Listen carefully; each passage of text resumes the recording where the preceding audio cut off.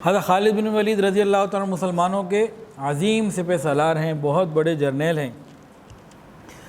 وہ خود فرماتے ہیں کہ جب اللہ تعالیٰ نے میرے دل میں خیر ڈالی اور میرے ساتھ رحمت اور خیر کا ارادہ کیا تو میرے اندر اسلام کی محبت ڈال دی، اور میرے دل میں یہ خیال آیا کہ جب بھی میں نبی علیہ السلام کے خلاف لڑتا ہوں، بدر میں گیا، احد میں لڑا، اور حدیبیہ میں نے کوشش کی، کئی جگہ میں نے کوشش کی، تو میرے دل میں بعد میں خیال آتا تھا واپسی پہ کہ خالد یہ تو کیا کر رہا ہے، تجھے کوئی فائدہ نہیں ہونے لگا۔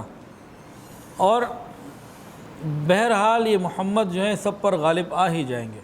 کہتے ہیں اس قسم کے خیالات آتے، کہتے ہیں اسی کشمکش میں تھا، میں اسی سوچوں میں تھا کہ اتنے میں نبی علیہ السلام عمرۃ القضاء کے لیے مکہ مکرمہ تشریف لے آئے۔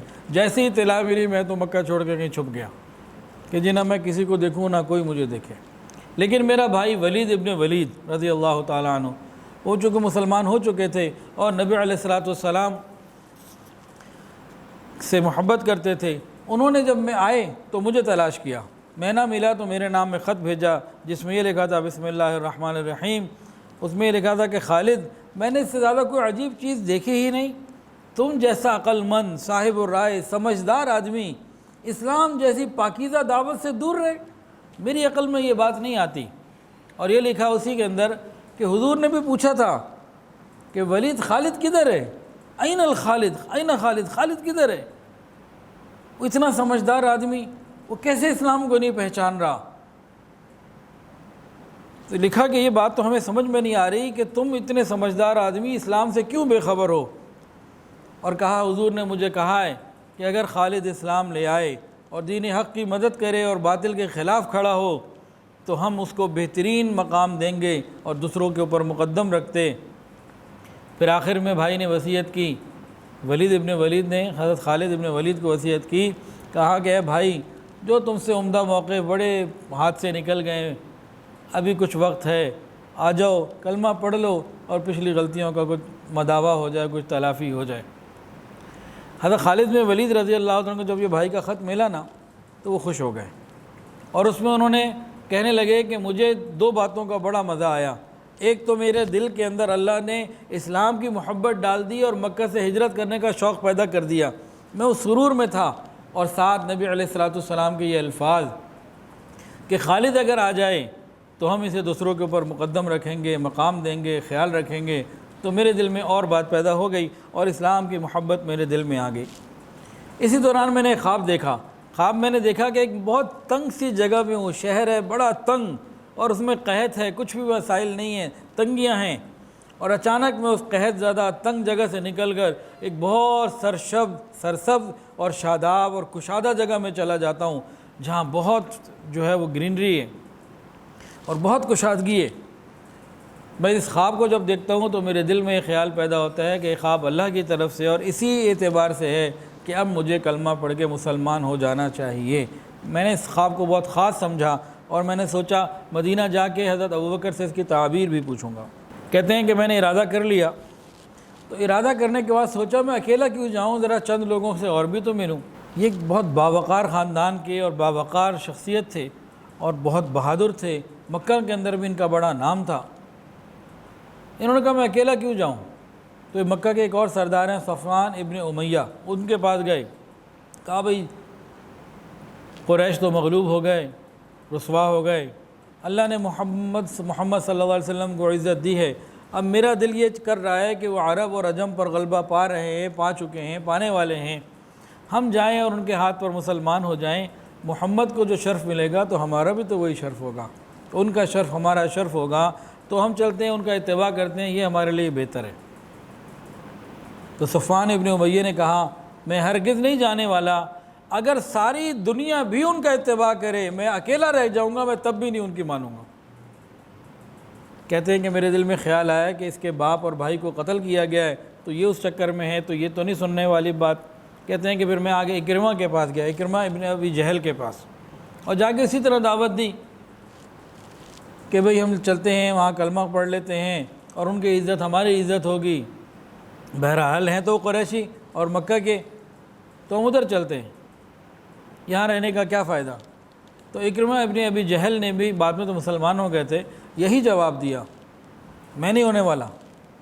کہتے ہیں میں بڑا حیران ہوا کہ یہ بھی بہت سختی کی بات کر رہے ہیں۔ تو کہتے ہیں میرے دل میں آیا کہ عثمان ابن طلحہ سے بھی پوچھ لوں، جو مکہ مکرمہ کے چابی بردار۔ پھر آیا کہ چھوڑو یار کیا پوچھنا، دو نے منع کر دیا تو آگے تو یہ نہیں مانیں گے۔ پھر دل میں خیال ہے پوچھنے میں کیا حرج ہے، اکیلے تو جاؤں تو دو ہی چلے، پوچھنے میں نقصان تو کوئی نہیں ہے نا، میں تو اپنا ارادہ پکا کر چکا ہوں، مجھے تو جانا ہی ہے۔ چلو یہ بھی دیکھتے، جو داعی ہوتا ہے نا اس کی صفات پھر ایسے ہوتی ہیں، وہ پھر لگا رہتا ہے کوشش میں۔ یہ آئے، ساری بات چیت ان سے ہو گئی اور انہوں نے مشورے کو قبول کیا، ہاں ٹھیک ہے بھائی میں بھی چلتا ہوں مدینہ۔ پھر انہوں نے آپس میں طے کیا کہ مکے سے اکیلے اکیلے نکلیں گے، اکٹھے نہیں نکلیں گے۔ اکٹھے نکلیں گے تو زیادہ نظروں میں آئیں گے، اکیلے اکیلے نکلتے ہیں۔ دور ایک مقام طے کیا کہ بھئی وہاں میں پہنچ جاؤں تو آپ انتظار کرنا، آپ پہنچ جاؤ تو آپ میرا انتظار کرنا۔ حضرت خالد بن ولید رضی اللہ عنہ نے ساری باتیں طے کی اور مکہ سے چل پڑے۔ خالد بن ولید کہتے ہیں کہ میں حسب وعدہ اس مقام پہ پہنچا تو عثمان ابن طلحہ مجھ سے پہلے پہنچ چکے تھے۔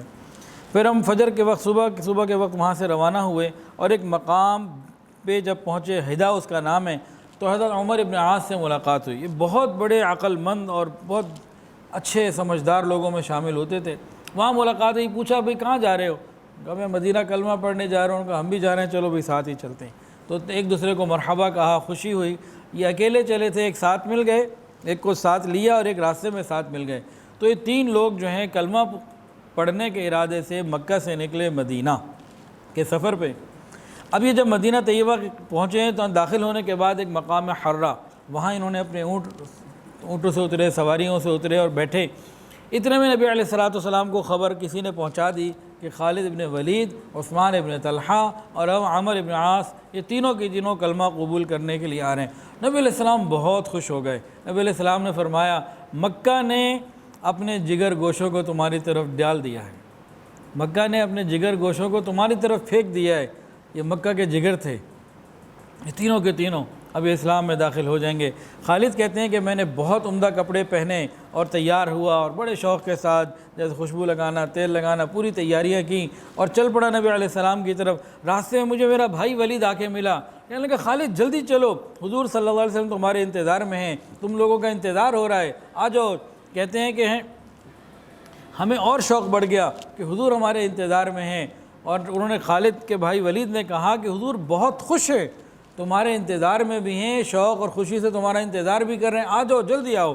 کہتے ہیں کہ جیسے ہی میں نے سنا میرا شوق اور بڑھ گیا، نبی علیہ السلام کی خدمت میں حاضر ہوا۔ رسول اللہ صلی اللہ علیہ وسلم میرا چہرہ دیکھ کر مسکرائے، میں دور تھا، میں نے دیکھا آپ دور سے مجھے دیکھ کے مسکرانے لگے، جب تک میں قریب نہ آ گیا آپ کو دیکھتا بھی رہا اور آپ مسکراتے ہی رہے۔ میں نے قریب ہو کے پھر سلام کیا، یا رسول اللہ کہا، اور سلام کے بعد میں نے کہا اشہد ان لا الہ الا اللہ واشہد انک عبدہ ورسولہ، کہ آپ کے اوپر میں ایمان لے آیا، گواہی دی۔ نبی علیہ السلام نے فرمایا قریب ہو جاؤ، اور پھر فرمایا الحمدللہ الذی، تمام تعریف اس ذات پاک کے لیے ہے جس نے تمہیں اسلام کی توفیق دی۔ میں دیکھتا تھا، سوچتا تھا تمہیں اتنی عقل اللہ نے دی، سمجھدار آدمی ہو، اور جو امید تھی کہ تمہاری یہ عقل اور سمجھداری تمہیں ضرور خیر اور بھلائی کی طرف لے کے چلے گی۔ حضرت خالد کہتے ہیں یہاں تک بات ہو گئی، اسلام قبول کر لیا۔ کہنے لگے یا رسول اللہ، آج تک بڑے بڑے موقعوں پہ نا میں آپ کے خلاف آ کے لڑا ہوں، اسلام کے خلاف لڑا ہوں، کفر کی حمایت میں لڑا ہوں، آپ دعا فرما دیجئے اللہ میرے ان گناہوں کو معاف کر دے۔ احد میں بھی یہی آئے تھے نا 200 سواروں کو لے کر،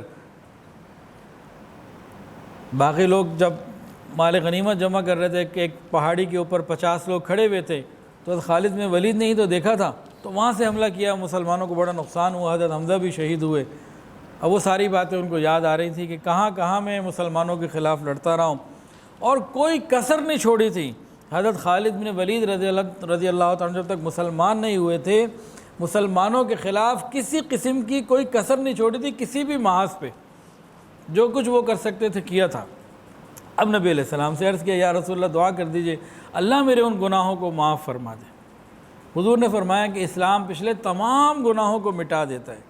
انہوں نے پھر درخواست کی، خاص طور سے درخواست کی کہ نہیں بڑے بڑے کام سے آپ ذرا ضرور میرے لیے دعا ضرور کر دیں، اللہ مجھے معاف فرمائیں۔ پھر نبی علیہ السلام نے خاص ان کا نام لے کے دعا کی، اے اللہ تو خالد ابن ولید کی ان تمام خطاؤں کو معاف کر دے جو خالد نے خدا تعالیٰ کی راہ سے روکنے کے لیے کی ہیں، کسی بھی قسم کی تھیں، عسکری تھیں یا کیسی بھی تھیں، سب کو معاف کر دیں۔ حضرت خالد کہتے ہیں کہ پھر اس دعا کے بعد مجھے اطمینان ہوا۔ ویڈیو کے نیچے سبسکرائب کے بٹن پہ کلک کریں، بیل کے آئیکن پہ کلک کیجئے تاکہ ہر نئی ویڈیو کی نوٹیفیکیشن آپ کو مل جائے۔